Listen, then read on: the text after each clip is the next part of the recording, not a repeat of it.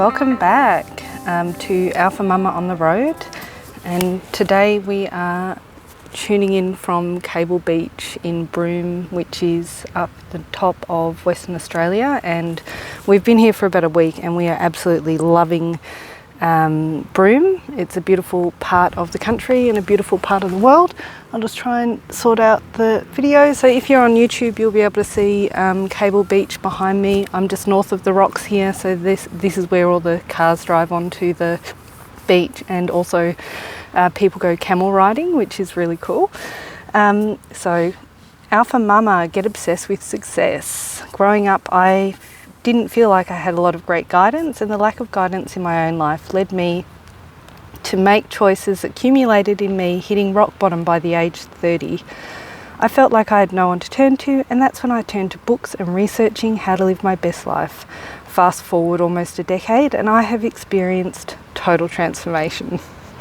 At Alpha Mama, we believe it doesn't matter who you are or where you come from. The only thing you need to succeed at your life is the belief that you can and the commitment to carry through with backing yourself. So today we are doing episode 11 and we're rehashing the 5am Club by Robin Sharma. So I think I may have done the 5am Club earlier this year. However, I hadn't finished the book. I'd only gotten through the first sort of half of the chapters, and I thought, well, let's just finish it off. I'm a finisher. I like to get the job done. So we went ahead and read the rest of the book. So as I say in every episode, basically we go through 3 different channels, or themes, and we look at creating a vision, cultivating self-discipline, and then finally creating abundance or wealth in your life. And so today we're talking about discipline, self-discipline, and cultivating self-discipline in our life. Now, next week we're going to be going across the Gibb River Road, which is just like this crazy remote road where there's no Wi-Fi, no internet, no reception, and there are lots of gorges and freshwater crocodiles. It's going to be really exciting. So I'll see if I can get some I'll see if I can get some good footage of like our trip up there, and I'll include it in. Sorry about that. Sorry, my video just went kaputs for a sec, so if you're with me, just hold your horses and we'll get back on track. Okay, so and I'm getting sand everywhere. It's a very professional setup here in Broome. So what we're talking about today is Robin Sharma's 5am Club. So who is Robin Sharma? He's a leadership and development coach, and he's got pretty good credence. Like, he's a New York Times bestseller, and he's assisted a lot of high up people with achieving greatness in their lives. So I like him. He studied law at Harvard. He's definitely intelligent and also emotionally intelligent, which we really appreciate and like. And I guess the key takeaway for me, why would you read the 5am Club? Well, basically the 5am Club looks at cultivating a daily habit of waking up at 5am and then doing sort of 3 things. It's called the 20-20-20 formula, which is exercise, reflection or self-reflection or meditation, and then inspiration, like either learning something new or reading something that inspires you or makes you a better person.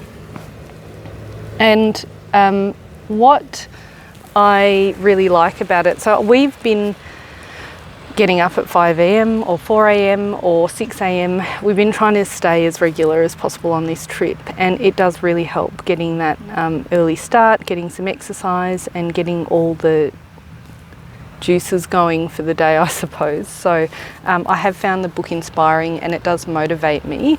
And some of the key tips that he suggests in the book is, basically having some really clear goals about where you're going and what you want to achieve, having purpose in your life, and creating a purposeful existence, and then helping yourself get on track by rewarding yourself when you do achieve the goals that you set for yourself. And as simple as like giving yourself a piece of chocolate or something at lunch, you know.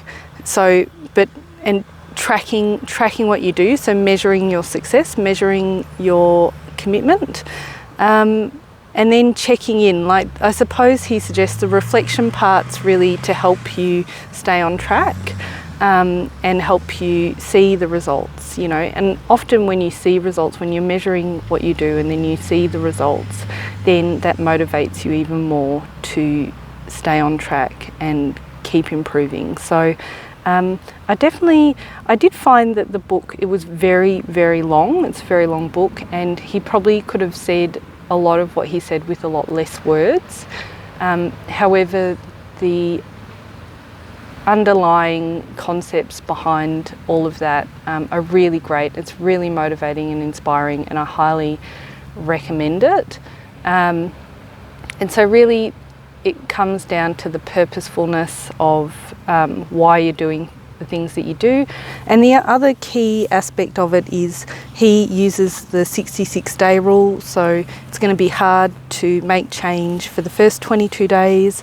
It'll be messy and you'll feel like giving up in the second 22 days, but stick with it for at least 66 days and you'll find by 66 days you'll be all over it. So, you know, he does base a lot of his research on science, and then has a kind of mystical heart element to it.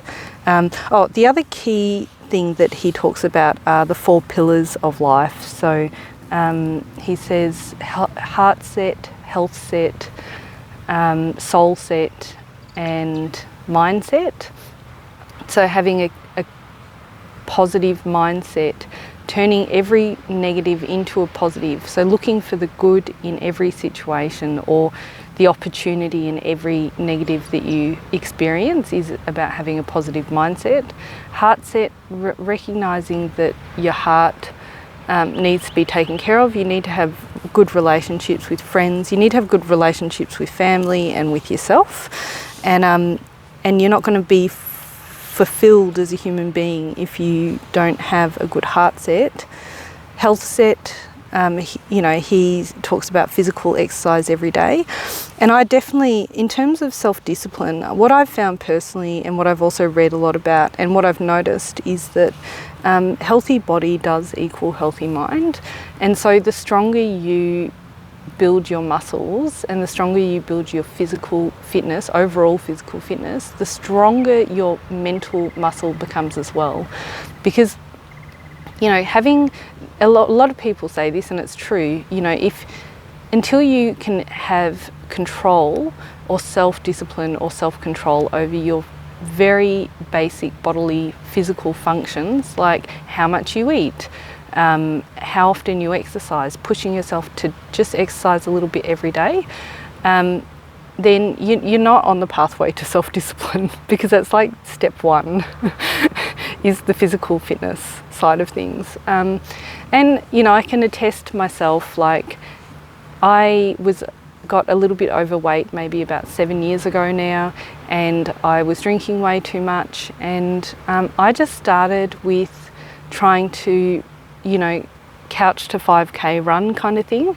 And initially I couldn't even run 2k's, and now like I run easily 30k's like once or twice a year. I love running. I run as much as I can. I've swim. I never swam before. I taught myself to swim in the last 7 years, and just went to the pool and did laps every day or 3 times a week or whatever. And I just built up that strength, and you know, now I do open water swimming. I love that, and that's a whole new kettle of fish. And once you become good at open water swimming, then pool swimming is like nothing for you anymore, because it's a you know, like a toned down version of swimming. So you know, even myself, I can attest that physical fitness makes a huge difference to your life. And then the final one that he talks about is soul set, which is, you know, basically your spirituality and having some higher purpose or some purposefulness or some mindfulness in your daily life. So looking at being mindful, even just being connected with some higher purpose of why you're here can make a huge difference in your life. And I think that kind of comes back to vision. Why, you know, why are we here? Why are you doing this? Because you need to have a really solid vision to compel and motivate your self-discipline in life. So that's basically the book. It's really good. It's worth a read. I mean, I would recommend any of Robin Sharma's books, to be honest. They're all really motivating. I've always been very, very compelled and made big changes, swooping changes in my life when I've read his work. So I find it really inspiring. Next week we're going to be discussing abundance and financial freedom. So I'm looking forward to that. And then, you know, part of this adventure of travelling around Australia for us is about rewilding, wild living, getting out into nature and finding, you know, not being the sheep, I suppose, as much, and trying to find connection with our inner wild self. So I think that once we do the abundance thing, I'm going to then do a few episodes looking at wild vision, wild discipline, wild abundance. We'll see how that series goes. So until next week, I'm excited to have you guys here again. Signing out from Cable Beach in Broome. Catch you next time.